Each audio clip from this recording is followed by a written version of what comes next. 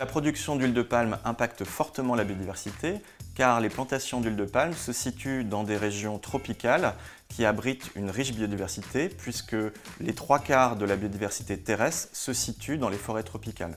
La perte d'habitat causée par le déboisement et les feux qui précèdent l'installation des cultures a un impact majeur sur la biodiversité. Les plantations de palmiers à huile sont écologiquement et structurellement beaucoup moins diverses que les forêts naturelles et donc la diversité spécifique diminue lorsqu'on passe d'une forêt naturelle à des plantations.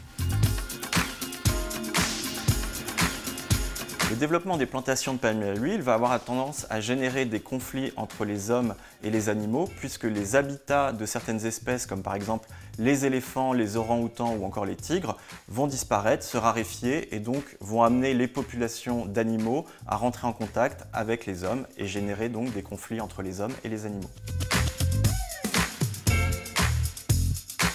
L'UICN a classé sur la liste rouge 193 espèces qui sont directement menacées par l'huile de palme et donc ça concerne notamment les orang-outans, les gibbons, les tigres ou encore les rhinocéros.